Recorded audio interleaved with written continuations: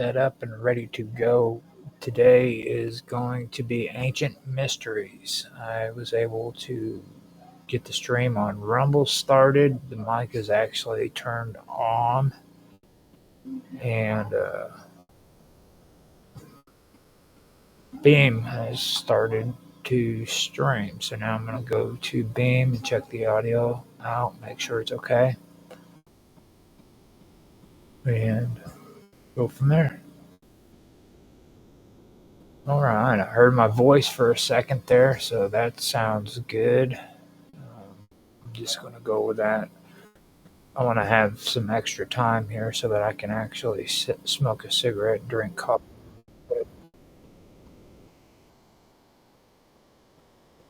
Let me turn that off, hit refresh. I have Rumble activated at the moment, but it's not really going yet. So let me see what the deal is there. Sometimes I have to hit refresh a couple times before it kicks in. Yeah, there we go. Okay, sounds good on Rumble. X has popped up. Sounds good on X. Going into DLive. DLive sounds good. And now Twitch. Twitch sounds good. And so does Kick.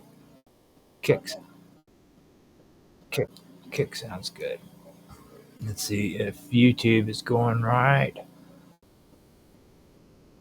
DLive sounds good as well. Now I do have, it's a 4:48 here. The show doesn't start until the top of the hour, so that means it gives me 12 minutes to get some coffee, smoke a cigarette, and get back here and start with the show. So that's what I'm going to do.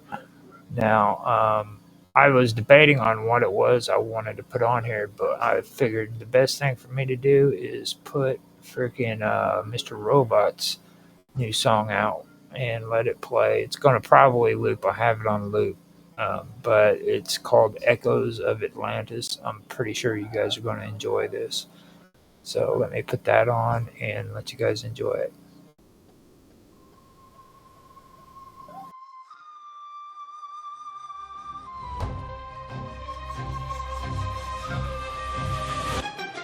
Once the gods carved earth like a cosmic chessboard, Poseidon claimed Atlantis, his star-born accord. 10 twin suns, throne of tridents waves at his command. Empire stretched from Baobab stones to Mayan sand. Monolith stacked like Legos blocks no crane could lift. Sonic levitation, gods don't need pulleys or grit. Athena taught Athens, Hephaestus forged veins of gold, but Atlantis spires pierced heaven, stories untold. Ages of virtue, divine blood pure in the veins. No egregious geodesic temples where starlight reigns, but mortality crept in, diluted the grace. Gold turned to rust, hubris eclipsed the god fast. Of Atlantis, drowned in the deep. Poseidon's lost kingdom, where titans still sleep. From these Tetragonical to codes and all, as above, so below, cosmic empire of laws and princes of plasma. Their thrones now debris. Echoes of Atlantis, where gods walked the sea. Watched the fall, saw vice crack the divine.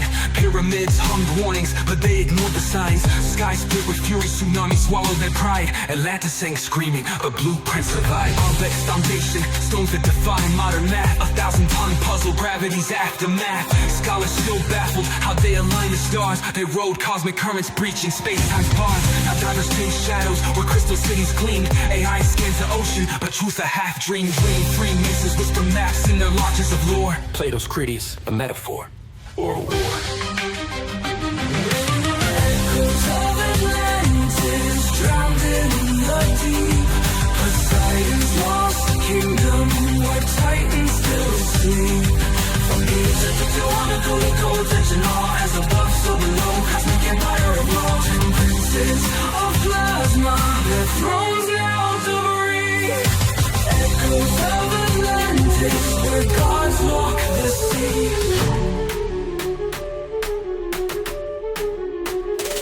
They say Poseidon's seed still flows in our veins. In every megalith, every grid that restrains. The Dogon chart Sirius, Templars guard the flame. But Atlantis tech, it's encoded in our DNA's frame. Zeus's verdict was fire, a flood and ice. Yet the Sphinx still stares, whispering sacrifice. Mortal minds crave power, but miss the design.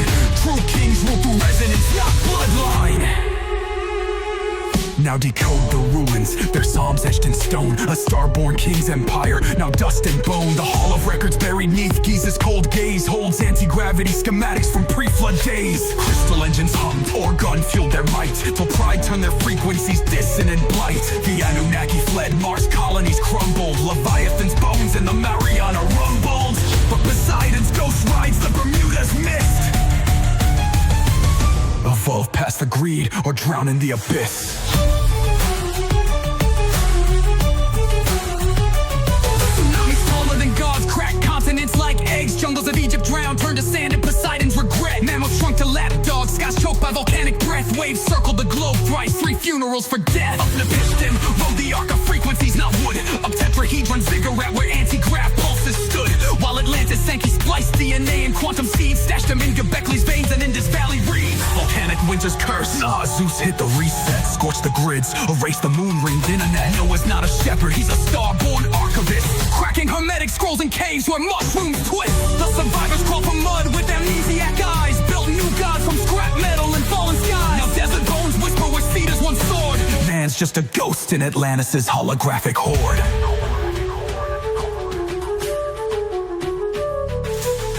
Wasn't water, it was math. A codex purge, Enoch's nightmares digitized in the cosmic surge. As above, so below, the blueprint stays true. Rise from the ashes or drown in what's new. The flood wasn't water, it was math. A codex purge, Enoch's nightmares digitized in the cosmic surge.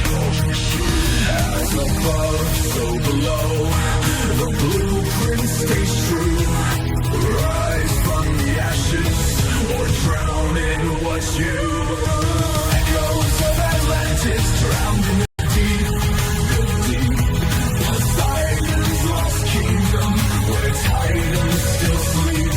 From Giza to Tijuana, their codes etched in awe. As above, so below, cosmic empire of war. 10 princes of plasma, their thrones now debris. Echoes of Atlantis, where gods walk the sea. So when you see Stonehenge anchored on fire, know Atlantis lives in the quantum choir.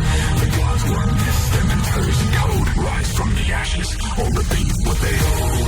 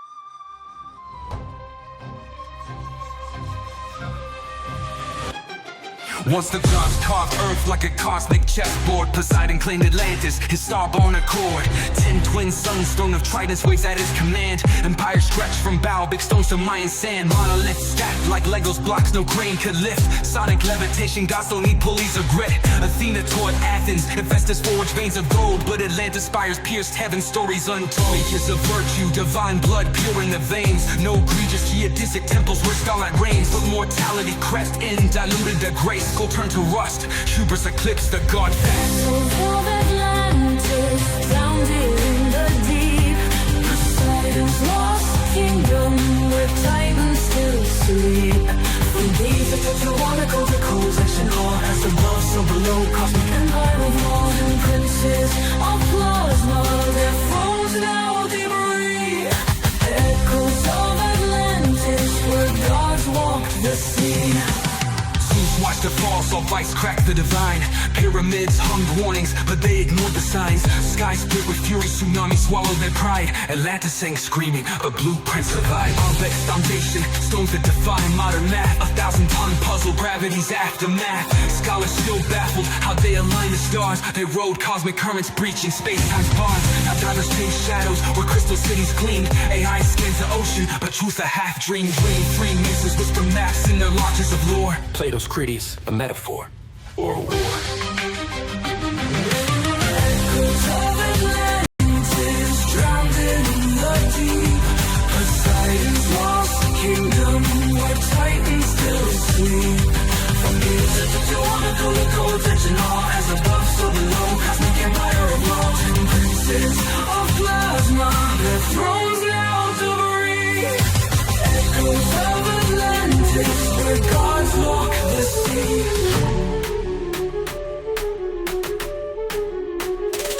They say Poseidon's seed still flows in our veins. In every megalith, every grid that restrains. The Dogon chart Sirius, Templars guard the flame. But Atlantis tech, it's encoded in our DNA's frame. Zeus's verdict was fire, a flood in ice. Yet the Sphinx still stares, whispering sacrifice. Mortal minds crave power, but miss the design. True kings rule through resonance, not bloodline. Now decode the ruins, their psalms etched in stone. A star-born king's empire, now dust and bone. The hall of records buried neath Giza's cold gaze holds anti-gravity schematics from pre-flood days. Crystal engines hummed, organ fueled their might, till pride turned their frequencies dissonant blight. The Anunnaki fled, Mars colonies crumbled. Leviathan's bones in the Mariana rumbled. But Poseidon's ghost rides the Bermuda's mist. Evolve past the greed or drown in the abyss.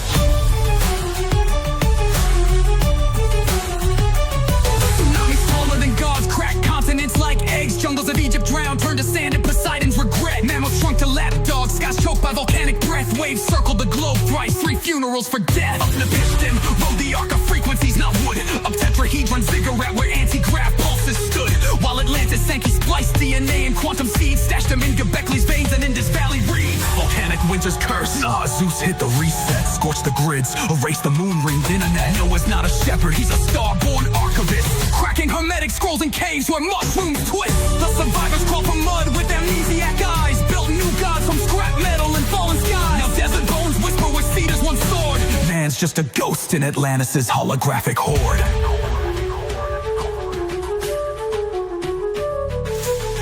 Wasn't water, it was math. A codex purge, Enoch's nightmares digitized in the cosmic surge. As above, so below, the blueprint stays true. Rise from the ashes or drown in what's new. The flood wasn't water, it was math. A codex purge, Enoch's nightmares digitized in the cosmic surge. As above, so below, the blueprint stays true. Rise from the ashes or drown in what's you. Echoes of Atlantis drowned in the deep, the deep. Poseidon's lost kingdom where titans still sleep. From Giza to Tijuana, their codes etched in awe. As above, so below, cosmic empire of law. 10 princes of plasma, their thrones now debris. Echoes of Atlantis, where gods walk the sea. So when you see Stonehenge, anchor one spire, know Atlantis lives in the quantum choir. The gods were missed, their mentors in code. Rise from the ashes, or repeat what they owe.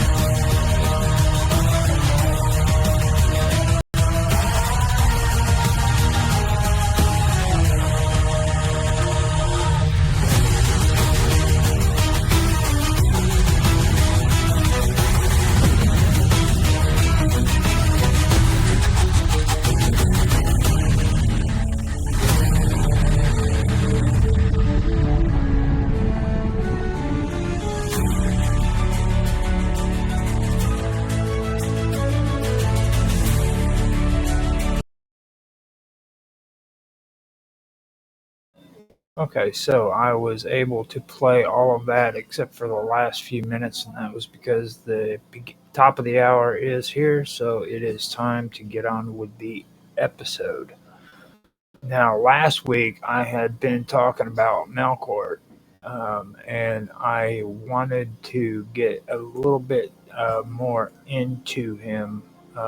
It took quite a long time for that topic than what I had anticipated. I didn't realize I had so much information on it. It's about Hercules mostly, or Hercules, however you want to pronounce his name.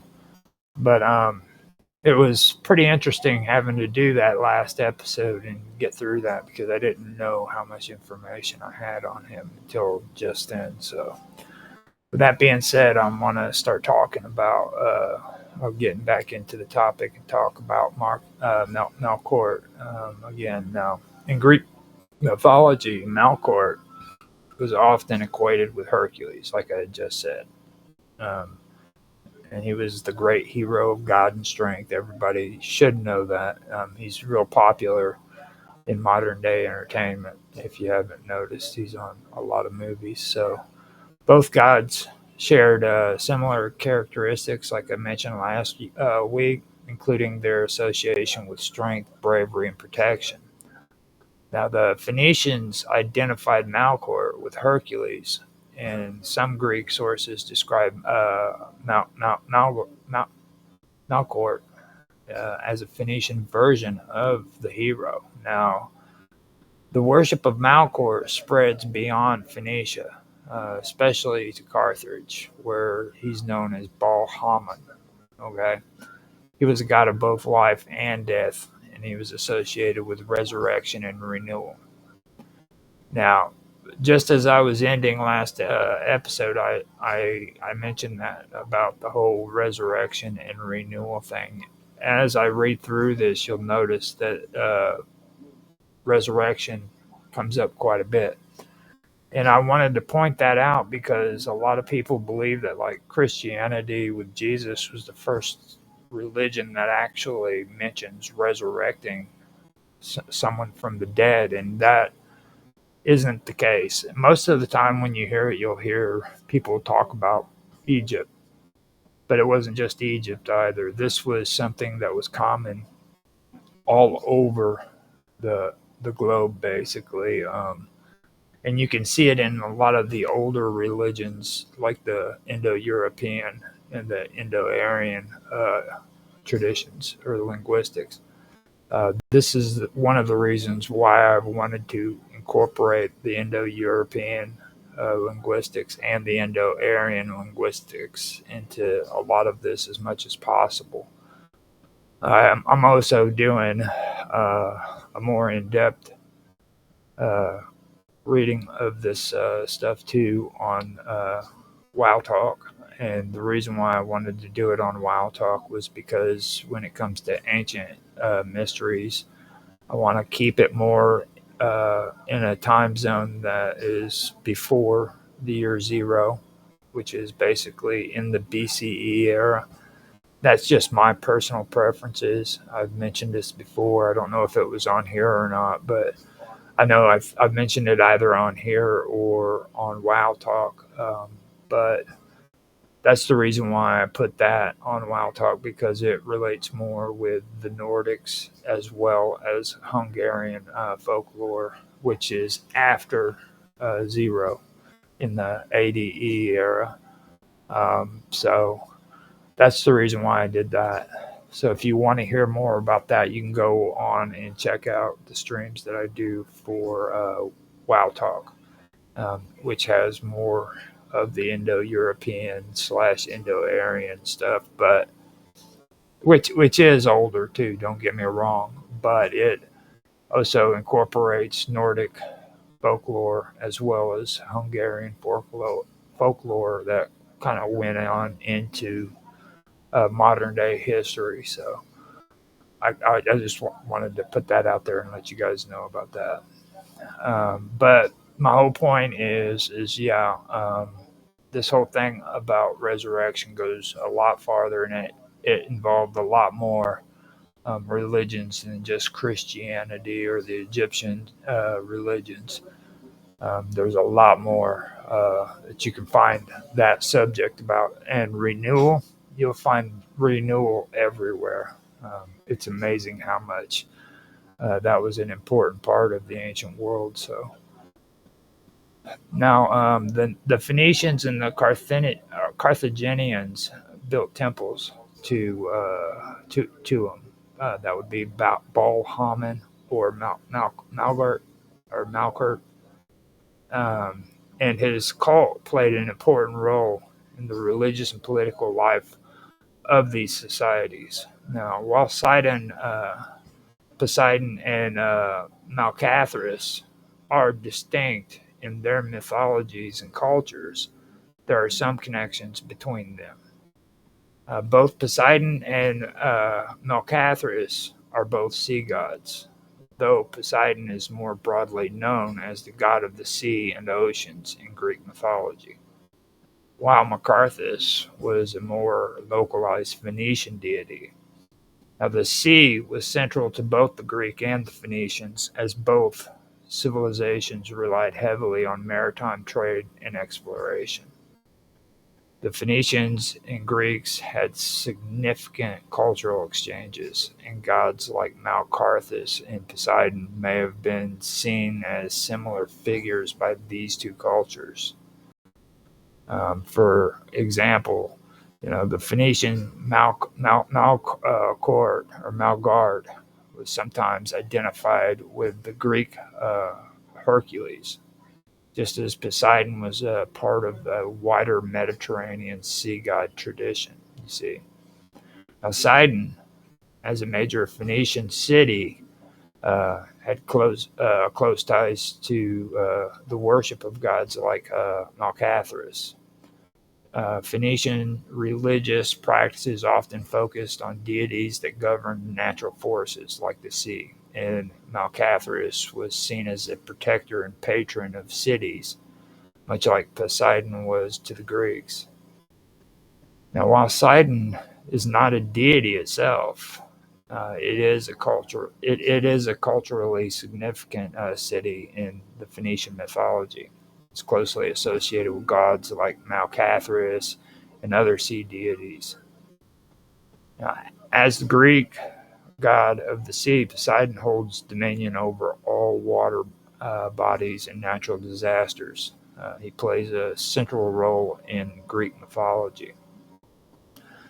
Now, the Phoenician god Malcathras, or Malgard, or Malkarth, I'm used to saying Malcathras, but this is a new word that I have to say without messing it up. He's associated with kingship, protection, and the cycles of nature, particularly in the city of Tyre.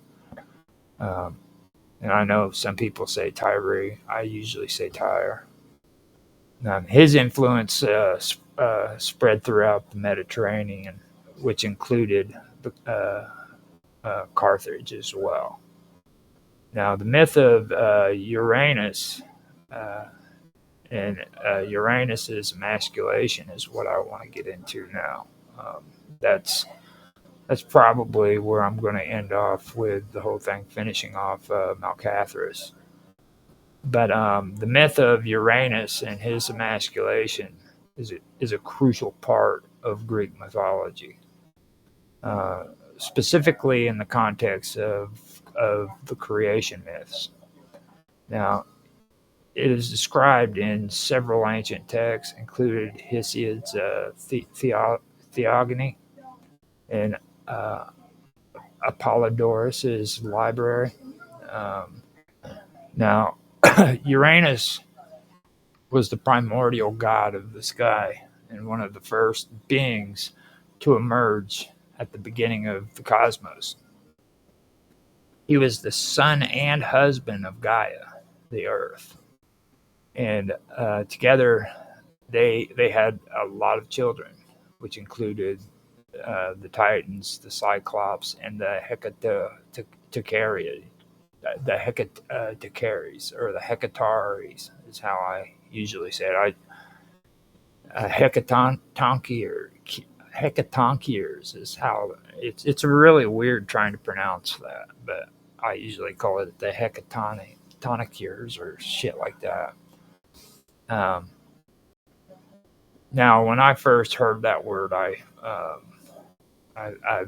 I've actually tried to pronounce it right, and I cannot pronounce it with for the life of me. The last time I tried to pronounce it, I played uh, War, uh, God of War, you know, and I still messed it up. Even there, hearing it on a video game, it messed me up.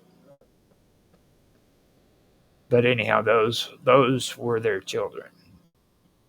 Now, Uranus was a cruel and oppressive father. He feared the power of his children, particularly the Titans, and he sought to imprison them in Gaia's womb. This prevented them from growing or gaining power. Tired of Uranus's tyrannical rule, though, Gaia, his wife, plotted to overthrow him. She sought the help of her children, but only one was willing to carry out her plan, and that was Cronus, the youngest of the Titans. Not only is this in this, but it's also it correlates with the Babylonians and Marduk when it comes to Bel and Marduk and the creation story according to the Babylonians.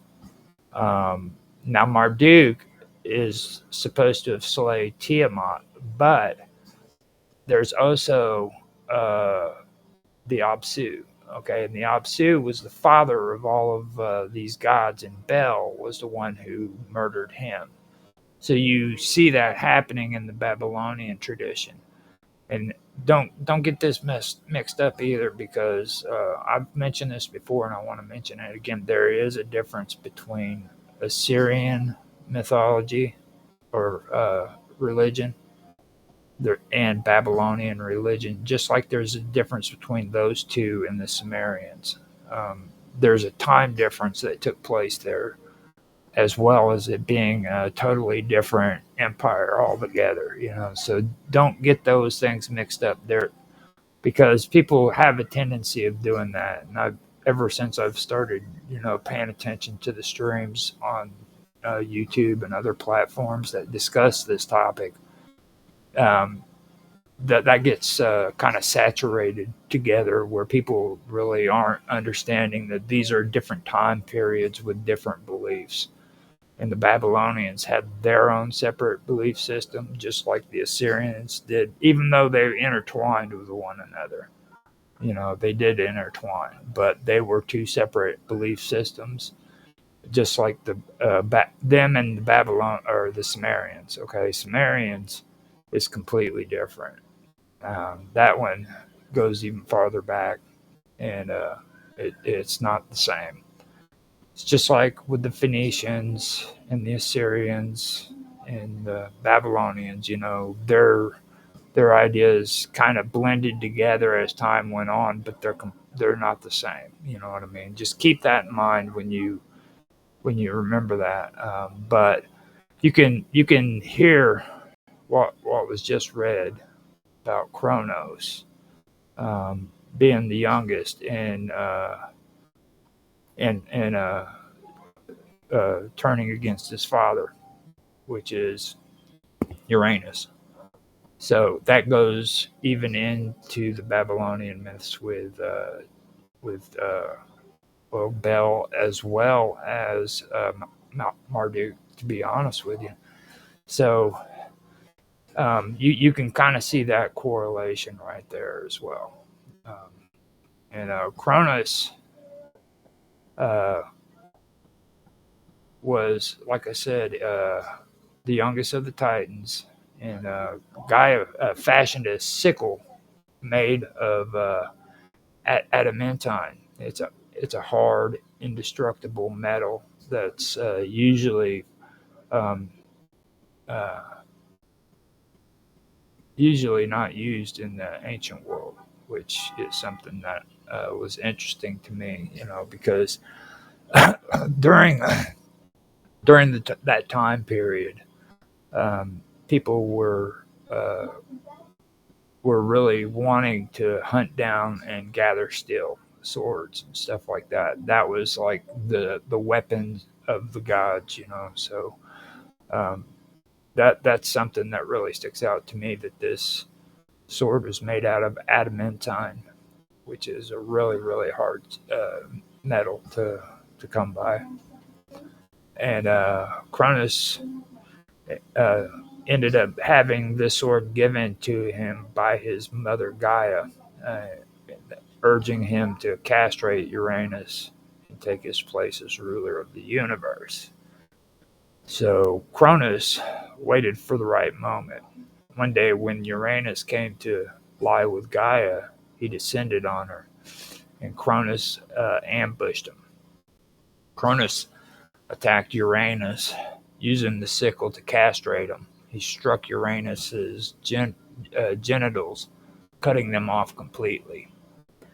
The blood that spilled from Uranus's body created Uranus, which is the Furies, and also giants in Malaya, which is nymphs of the ash tree.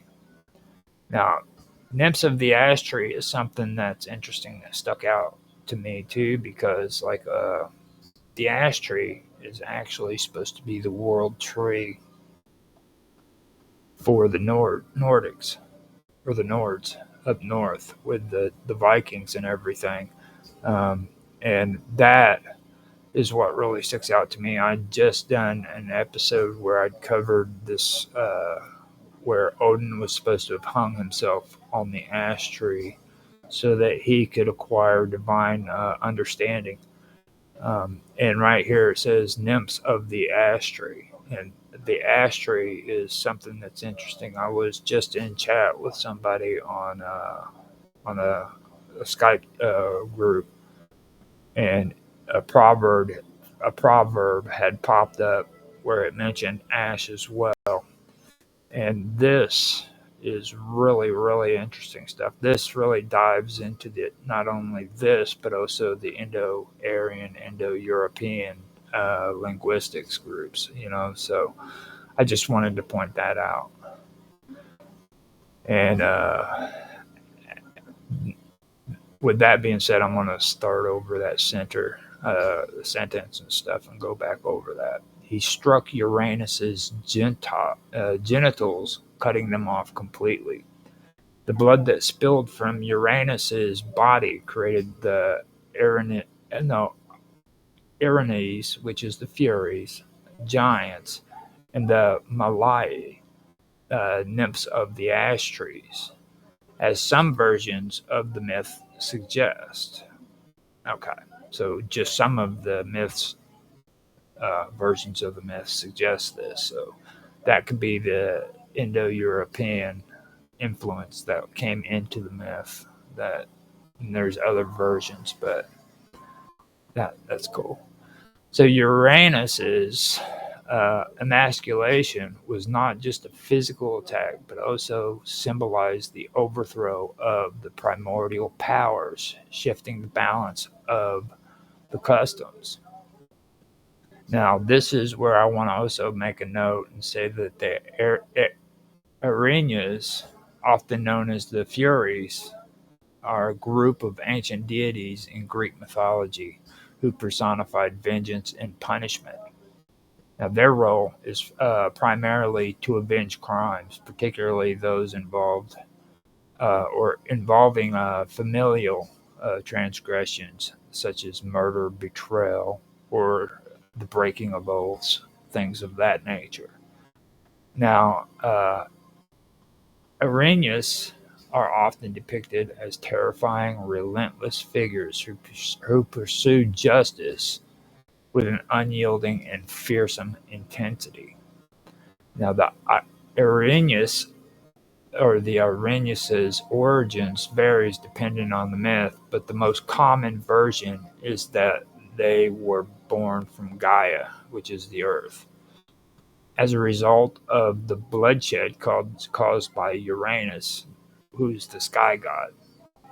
Now, according to some myths, they sprang from Uranus's blood when his son Kronos castrated him, or in some versions, from the drops of blood that fell into Gaia after Uranus's castration.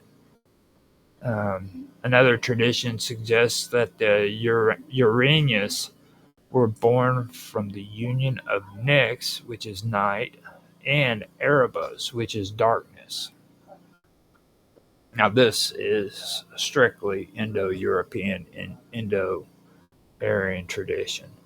Nyx and Erebus, night and darkness, as these primordial deities are often associated with the forces of vengeance and retribution. The primal role of the Uranus is to enforce justice by punishing wrongdoers, particularly those who commit serious crimes like murder, patricide, matricide, and incest. They were especially concerned with offenses within families, where the breaking of bonds and blood relations was considered one of the most heinous of crimes.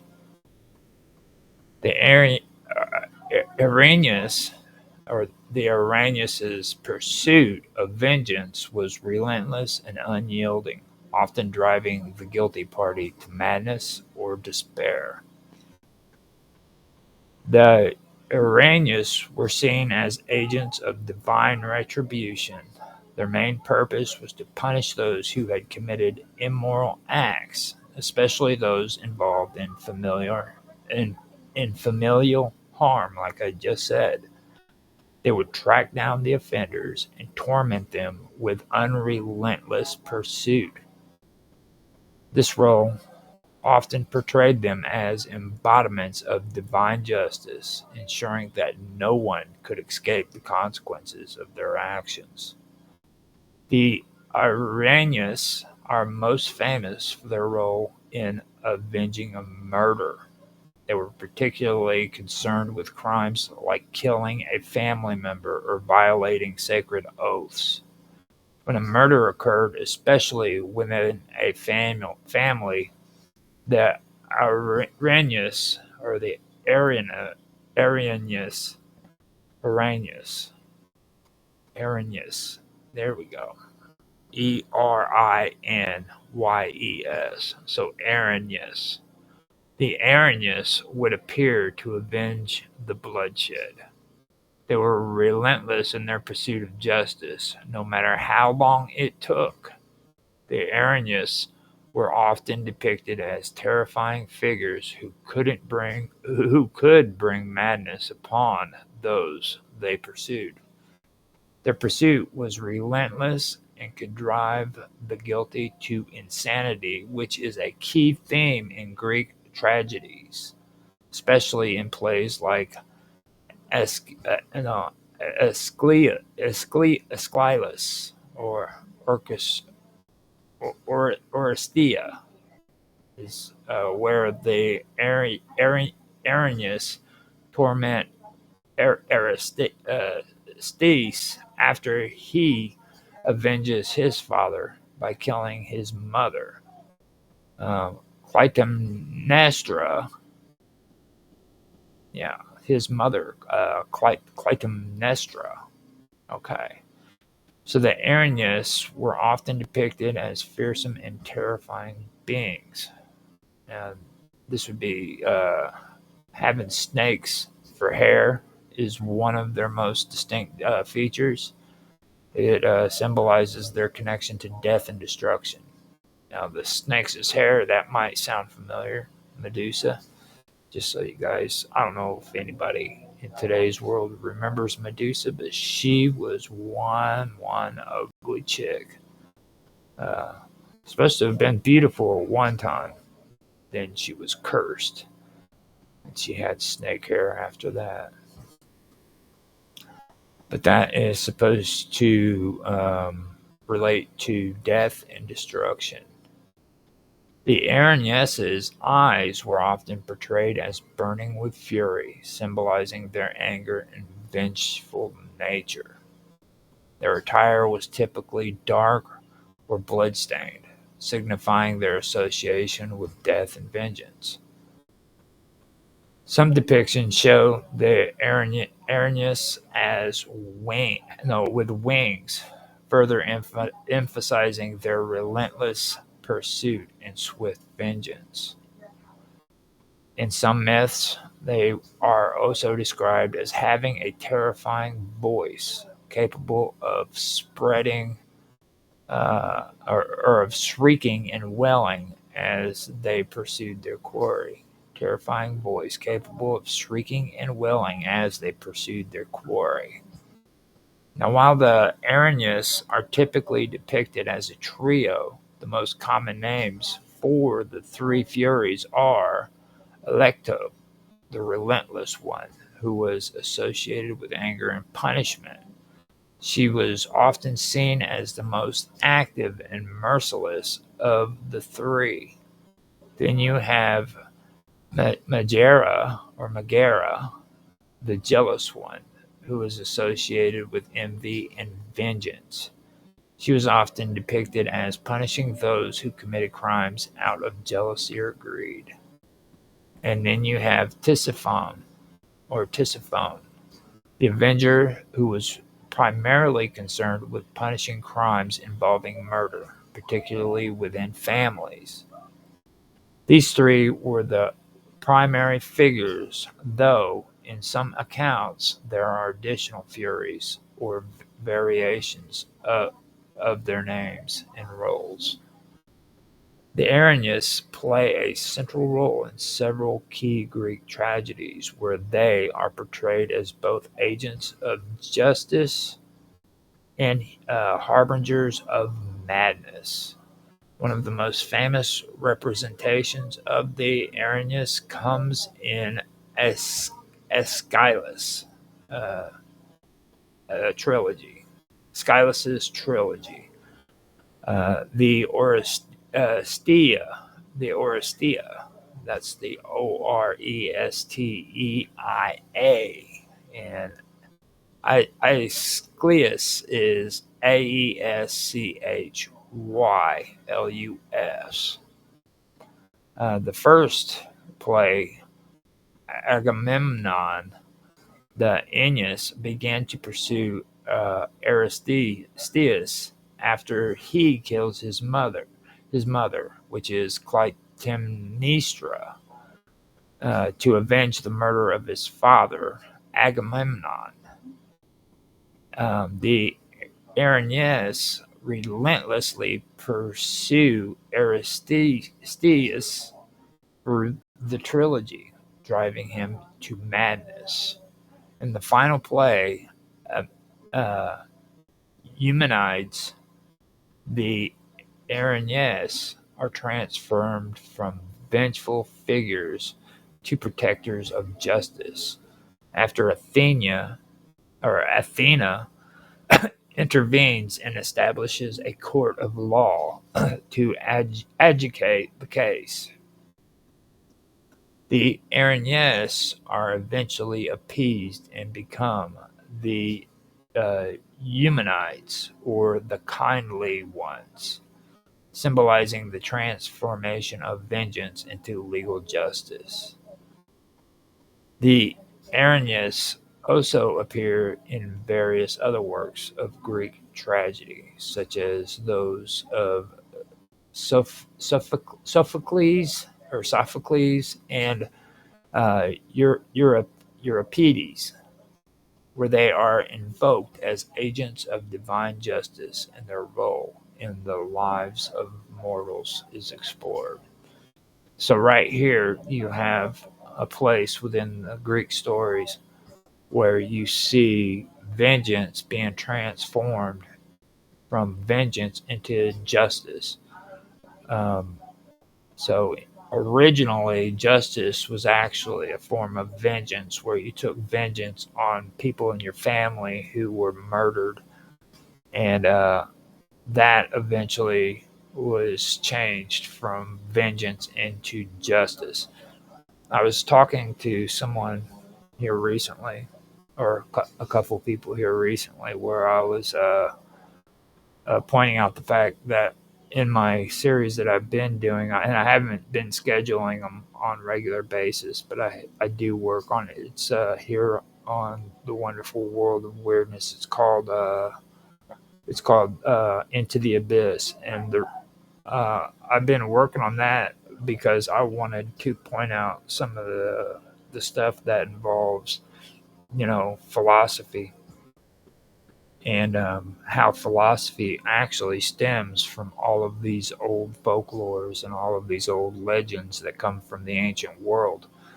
This is one of the cases. I've actually been reading through this and pointing out some of them already, but this is the first time where I've actually brought this up, where that's the reason why I've been doing my Into the Abyss series, and that's my that's the stream that I do where I'm very serious about this stuff, and I want to be real careful about what I put on there because I want people to be able to go through the playlist and from the beginning all the way to the end, they can see what's taken place when it comes to philosophy and the correlations between that and paganism, as well as old lores and folklores and esoteric beliefs and stuff like that. It's all intertwined. I think a lot of people today have this misconception that we are so much more wiser and so much more intellectual than people ever were back in the ancient world, and that's just not the case. They were just as intelligent and just as wise as what we are today, but we have more resources available for us than what they had. We've also got a lot more freedoms than what they had. Life back then was a very harsh, cruel life. It was a cruel world, period. Um, most of these people lived off of folklore, superstitions, things of that nature. And even though there were superstitions and folklore and all that great stuff, you have to understand that's what also formed our philosophies. That's what made us to where we started thinking about things like this, like vengeance being turned into justice, because you know um, Athena stepped in as an intermediary and uh, judged the case. You know what I mean? So this is one of the examples that I think was worthy enough to bring up and talk about. So I'm gonna go in and check out, see if there's anybody who's actually watching this. It looks like we have 3 people so far, which is cool. That's all right. I'm okay with just one, if anything. You know what I mean? Well, we have 2 on Kick. We've got 4 on. We've got 4 on Beam, and we have 4 on Rumble, as well as 1 on X, and I can't tell you how many's on D Live. It's weird that way. And 1 on Twitch, as well as 2 on Kick. We've got 1 on YouTube.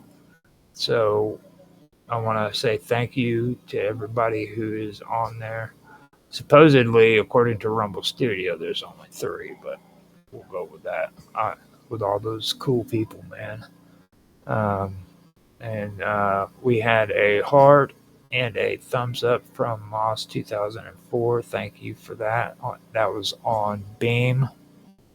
And I believe that is all that we have from there. Satori liked the the thing. Thank you, Satori D. He's got a lot of cool stuff you guys should check out too. It's kind of new agey for me, but it's all about like uh, um, the Mayans and stuff and their flower dances and things of that nature. So he's somebody that you should probably check out and see. So if you guys are interested in that, you can find him on minds.com. He also posts up on X as well as um, he does Mint Me as well. If you guys are on Mint Me, I know I put my streams on Mint Me as well. So if you guys actually do watch on there, then you can check his videos and stuff out. He's got cool stuff. Kind of strange, but I'm into strange stuff, so that's all right, you know.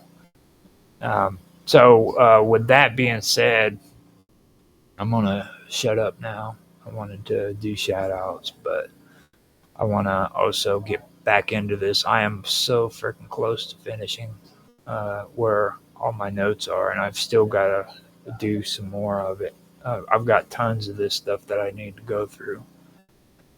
So the Aranyas are embodiments of divine justice, which ensure uh, that wrongdoers face punishment for their crimes, particularly crimes against the family and kin. They symbolize the idea that no one can escape divine retribution, and even the gods must obey the moral laws of the universe. The Aranyas symbolizes the idea of vengeance and retribution. Uh, that their actions reflect the ancient beliefs that vengeance was not only a human right but also a divine duty, especially when crimes like murder or betrayal were involved. Now, the Aranyas relentlessly pursued their relentless pursuit of vengeance often symbolizes the endless cycle of violence and bloodshed that can plague families and societies. Their presence in myths often highlight the destructive consequences of unaddressed crimes and the importance of atonement and reconciliation. The Aranyas also represent the transition from personal vengeance to institutional justice. In the Oristia, for example, the Aranyas are transformed from vengeful spirits into symbols of legal justice, showing how society can evolve from revenge driven violence to symbols of law and order. Now, in Roman mythology, the Aranyas were known as the Furies, and they retained their role as deities of vengeance. Over time, they became associated with justice and the consequences of crime. In later literature, including the works of Virgil and Ovid, the Aranyas were depicted as continuing their role as enforcers of justice, and their mythological legacy persisted throughout the classic tradition.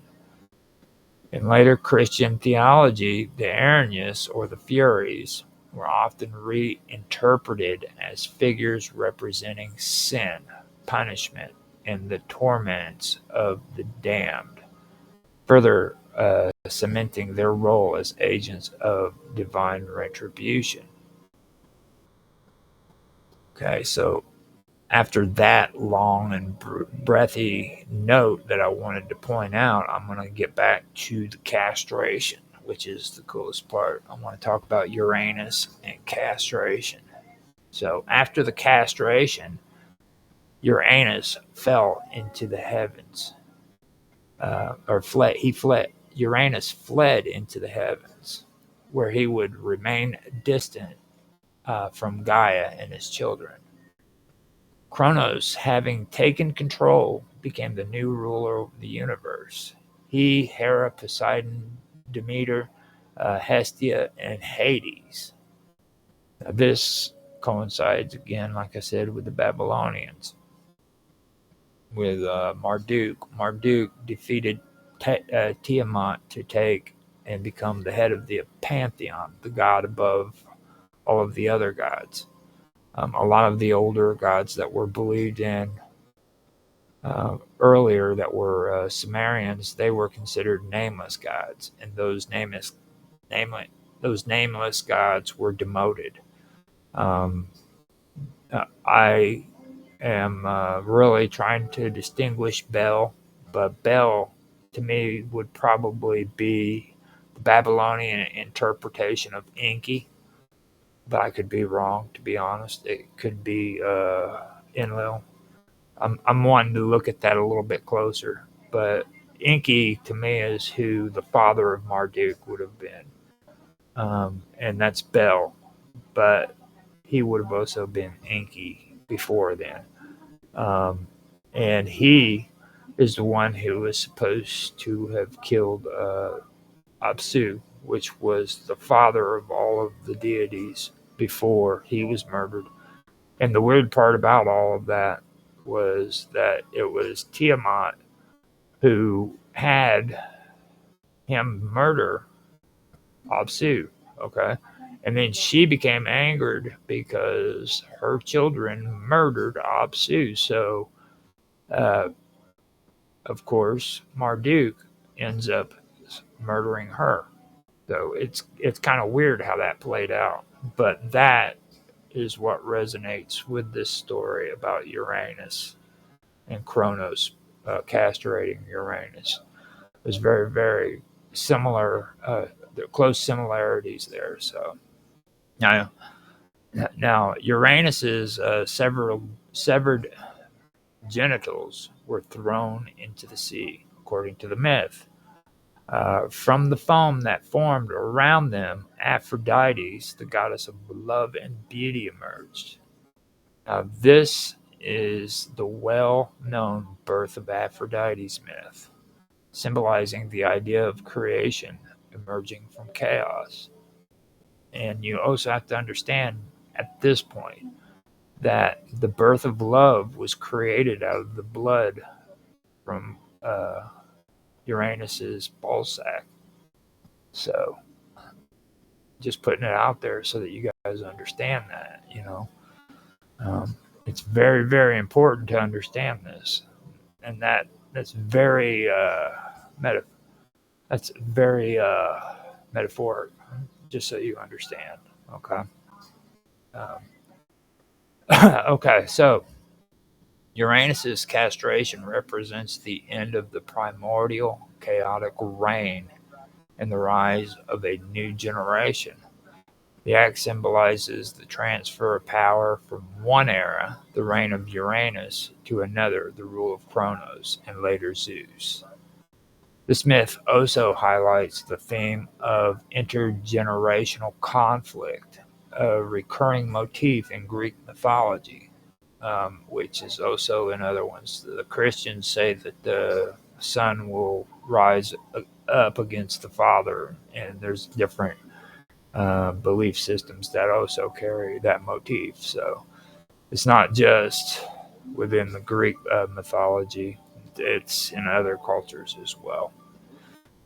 Now, Uranus's oppressive rule over his children, his castration by Kronos, and later Kronos' own downfall at the hands of his son Zeus all point to the cyclical nature of power struggles in the divine world.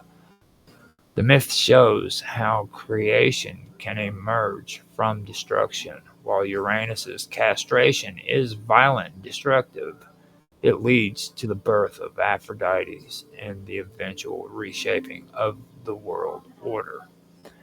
And I also want to point something else out when it comes to castration. It's really strange in history, and this is something that most young people aren't going to hear in history class, in especially grade school and high school, or a lot of people who even go to college aren't going to hear about this subject, because the majority of them, when they go to college, they have a a free choice on what they want to learn about, and the majority of them don't hear ancient history in college because they don't want anything to do with ancient history at this point. But castration is a very interesting topic when it comes to ancient history because there's cults that were out there that believed castration to be a very, very divine, very, very spiritual thing. Men would castrate themselves so that they could be a part of a cult or an order. They also rose up in power. Like a poor man could become a castrated uh, scribe and rise in power when it comes to these empires because he was castrated, things of that nature.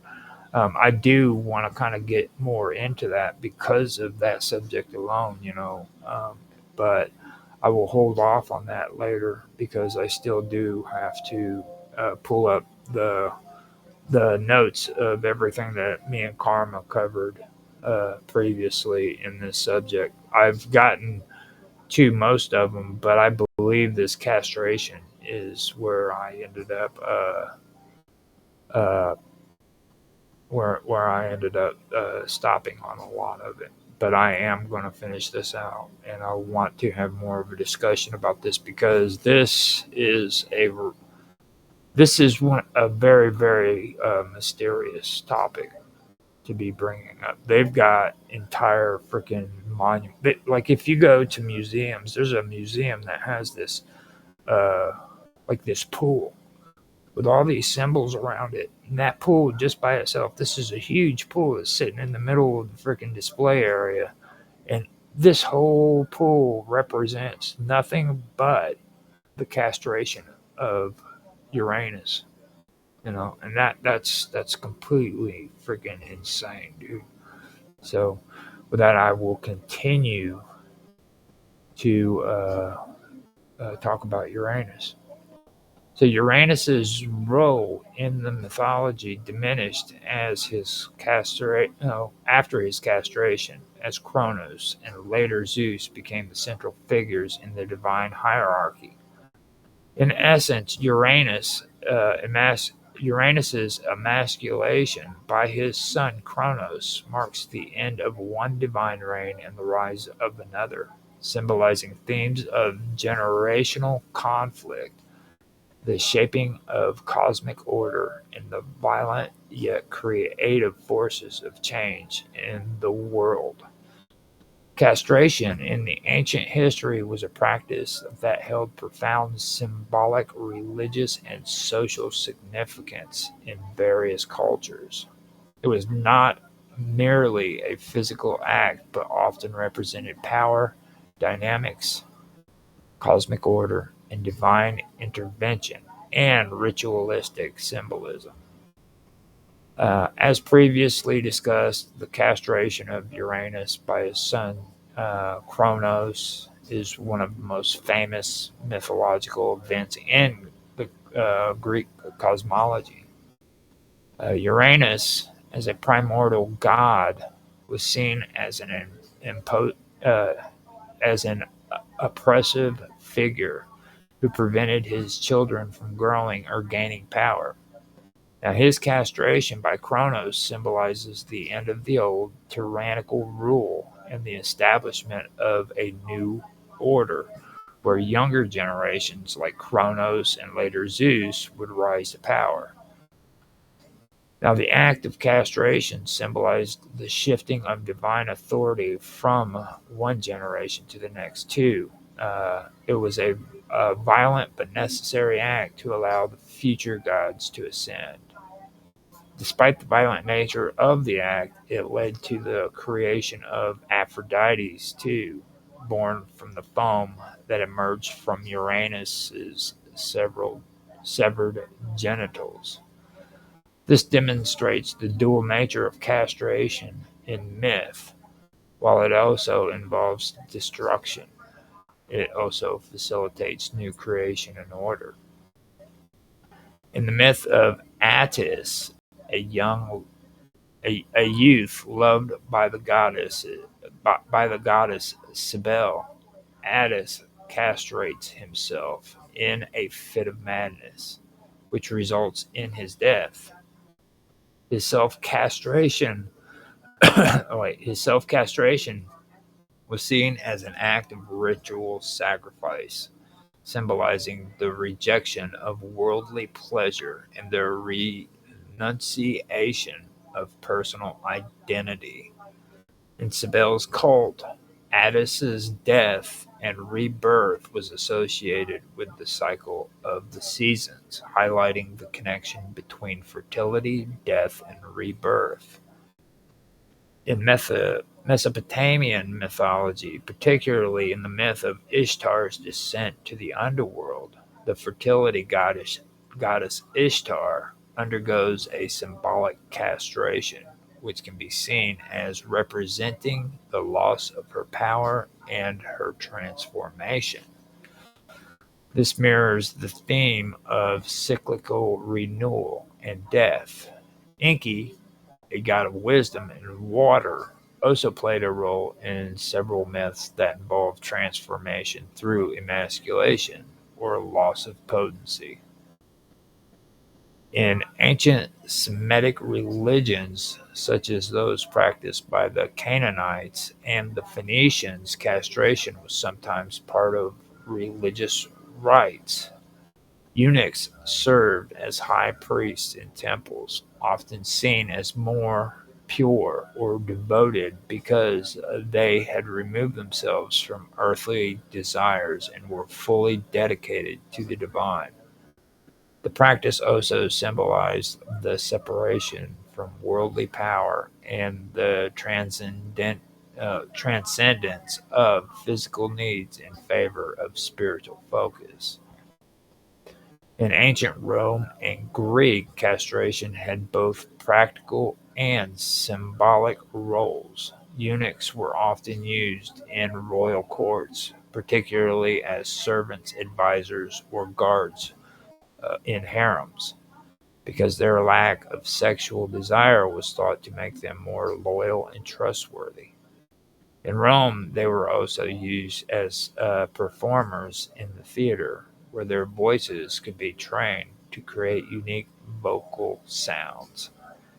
Now, I'm going to stop there and make a comment because I'm going to tell you what, I will never cut my genitals off so that I can make a voice with a unique vocal sound. Okay. Um, that's just not going to happen. Yeah, that when I first read that, I was like, nah, dude, that's crossing the line. And you got to remember, these people, it was thought of as spiritual that these people did this. You know what I mean? So I just wanted to point that out. Now, the castration of a ruler or the emasculation of an enemy could also serve as a symbolic act of domination. By removing a ruler's ability to father heirs or maintain power through their virility, castration can be used to demonstrate total control over that person or society. This act might symbolize the humiliation of a ruler, reducing them to a position of powerlessness. In some instances, castration was used as a form of punishment, especially for slaves or criminals. The act was a means of removing an individual's reproductive capability or capacity, and it was believed to diminish their social or political power. It was also sometimes used to humiliate those who were viewed as enemies or traitors to the state. In ancient Egypt, castration was primarily associated with rituals rather than punishment. For example, some texts describe castration in connection with the priesthood dedicated to gods like Osiris and Horus, where men who served as priests would undergo castration to become eunuchs. These priests were seen as spiritually pure, having renounced their masculinity in favor of serving the gods. The god Osiris, who was castrated by his brother Set, had symbolic ties to death and rebirth. His dismemberment, which included castration, reflected themes of disintegration and reconstruction in the afterlife. The Egyptian myth of Osiris could be interpreted as an early example of how castration symbolized transformation and resurrection in the context of death. Now, with the separating of Osiris's body, you have to remember that his penis was lost because a fish had eaten it, had swallowed it.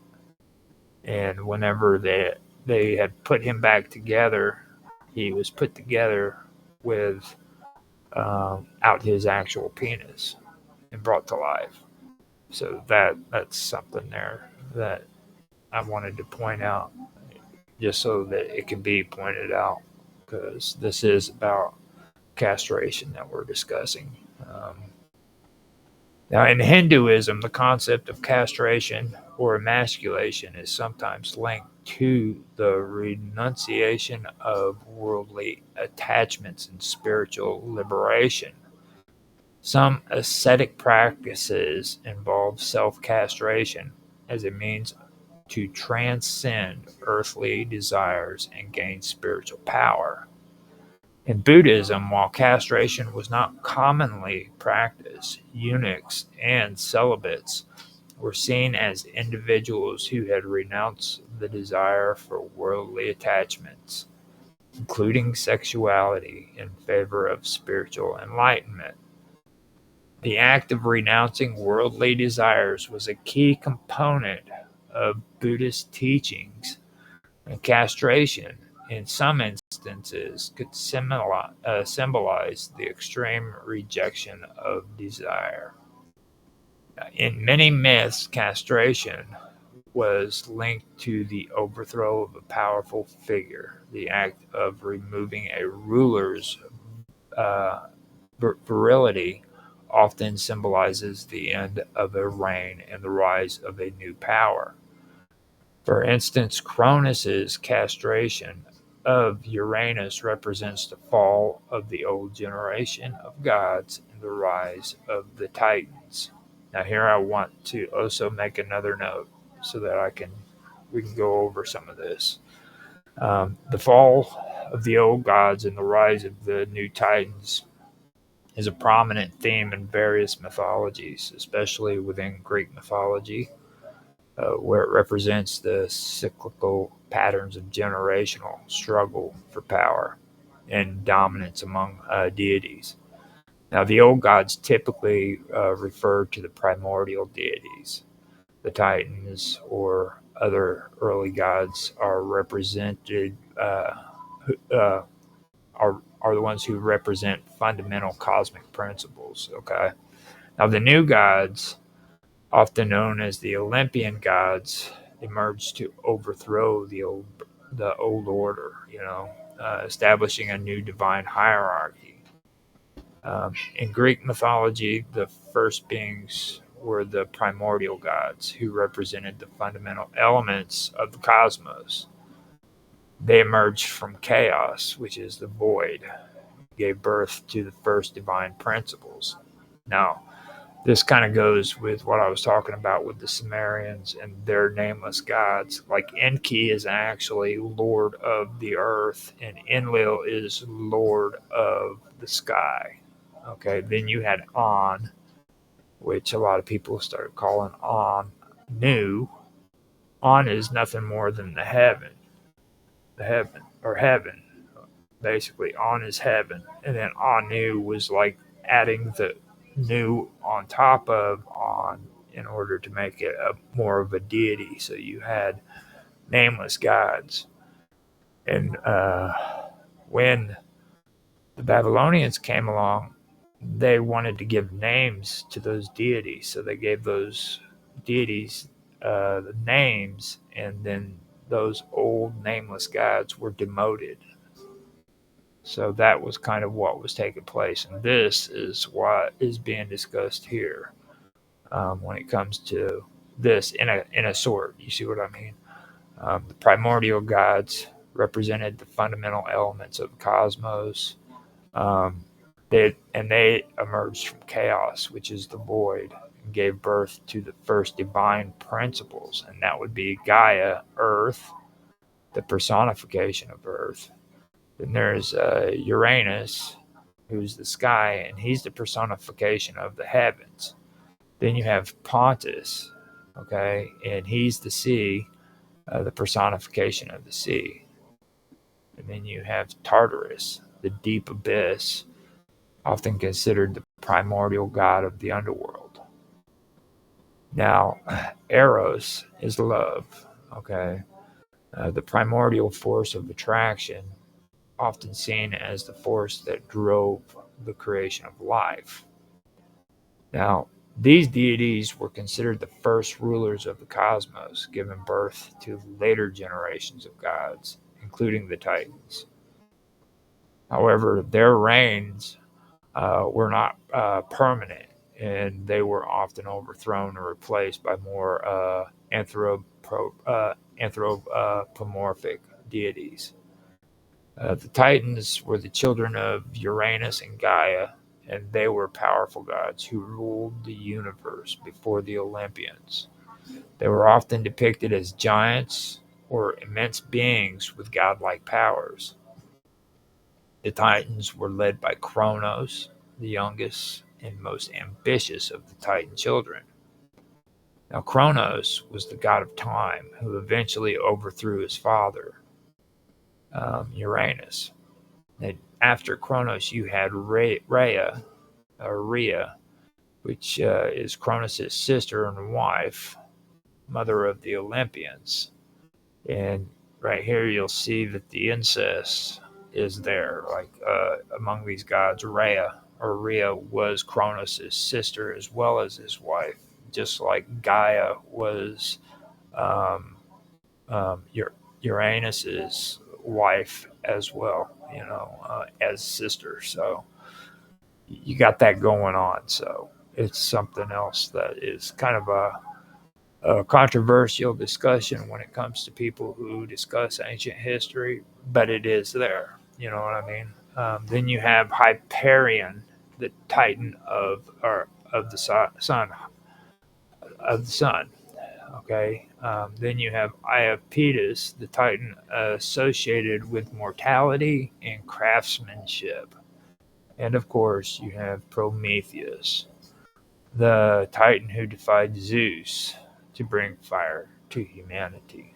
Now, Prometheanism is something that later on I want to get into because that's where the whole ideology about Prometheus and today's world view and the way we think is all put together in some philosophical discussions. And I do want to get into that because I enjoy watching a stream called New Thinking Aloud, and there's a guy that gets on there that I really do enjoy listening to him talk about, and he talks about Prometheanism, and I think that's a topic that needs to be discussed eventually. So.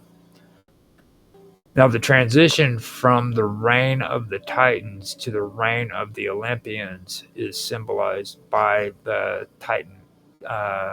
Titanomachy, by the Titanomachy, a great war between the two factions of gods.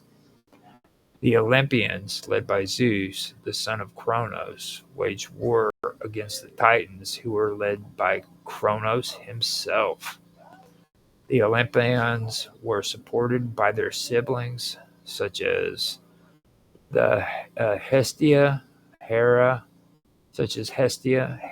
Poseidon, Demeter, and Hades, as well as other allies like the Cyclops and the Hecatoncheires. The Hecatoncheires, that's what it is. And these were giants with 100 arms. Now, the central figure in the Olympian pantheon, Zeus, led the Olympians to victory and established a new cosmic order. This victory marked the end of the Titans' rule and the beginning of the Olympian gods' supremacy. After a 10-year war, the Olympians defeated the Titans, and the defeated Titans were cast into Tartarus, the deep abyss of the underworld. Some Titans, such as Prometheus and Oceanus, were spared, while others were imprisoned for their rebellion. With the Titans defeated, Zeus and his siblings took control of different realms. Zeus became the ruler of the sky and the king of the gods. Poseidon ruled the sea. Hades became the lord of the underworld. Hera became the queen of the gods and goddesses of marriage. Now, Demeter became the goddess of the harvest and fertility, and Hestia was the goddess of the hearth and home. The overthrow of the Titans by the Olympians is symbolic of the transition from chaos to order. The primordial gods, Chaos, Gaia, and Uranus, representing the raw, untamed forces of the universe, while the Titans represented the more structured but still violent and uncontrollable forces. The Olympians, particularly Zeus, brought a more organized and stable order to the cosmos, which is a common theme in many mythologies where younger gods overthrow older ones to create a more manageable world. In some interpretations, the fall of the old gods can be seen as a metaphor for the passage of time. The older generations, like the Titans, were eventually replaced by new generations who were better suited to govern the world. Kronos, the leader of the Titans, represents time, but he is ultimately overthrown by his son Zeus, suggesting that time itself is cyclical and that new forces of change must eventually arise to take control. The struggle between the old and new gods reflects a universal theme found in many cultures: the battle between the older, established generation and the younger, more dynamic one.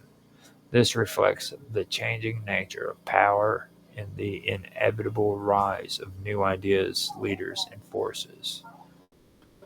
In Babylonian mythology, a similar theme occurs in the story of Marduk and the older gods. Tiamat, a primordial goddess, represents chaos, is defeated by Marduk, who becomes the new ruler of the cosmos. This myth parallels the Greek myth of Zeus overthrowing the Titans, as both represent the transition from chaos to order. In Egyptian mythology, Osiris represents order and fertility, while his brother Set represents chaos and destruction. The battle between Osiris and Set can be seen as a mythological parallel to the struggle between the Olympians and the Titans. Osiris's eventual resurrection also reflects the theme of death and rebirth that often accompanies the fall of the old gods. In Norse mythology, the Aesir, the gods of order, battle against the Jotnar, the giants often representing chaos. The eventual destruction of the Aesir in Ragnarok, the end of the world, and the rise of new gods and humans reflects a cyclical view of creation, destruction, and renewal, similar to the Greek mythology cycle or mythological cycle. The fall of the old gods and the rise of the new gods often symbolize the cyclical nature of life, where every period of stability and order is eventually followed by upheaval and transformation. The cycle of creation, destruction, and renewal is central to many mythological traditions, reflecting the inevitability of change in the continuous evolution of the cosmos. The rise of new gods like Zeus is also tied to the idea of divine right and the concept of gods who possess strength, wisdom, and virtue will ultimately rise to power. These themes have political implications as rulers in various societies often saw themselves as divinely ordained by rule, no, to rule, much like the Olympian gods. The fall of old gods and the rise of new gods is a central motif in many ancient mythologies, particularly in Greek mythology. It represents the overthrow of the old order and establishment of a new, more structured cosmic hierarchy. This transition is often marked by violent conflict, but it is also it is also symbolic in renewal, transformation, and the cyclical nature of time. Castration often symbolizes the dual forces of creation and destruction, the severing of the generative power. Uranus's castration, for example, is followed by the creation of something new, whether it is a new divine order or the birth of a new god. Uh, for example, Aphrodite. This reflects the idea that destruction can lead to renewal or rebirth. In ancient history, castration was not just a physical act, it carried deep symbolic meanings, which tied to themes of power, creation, destruction, and spiritual transformation. Whether as a ritualistic act, a form of punishment, or a mythological motif, castration was used to express the shifting of power, the renunciation of earthly desires, and the cyclical nature of life, death, and rebirth.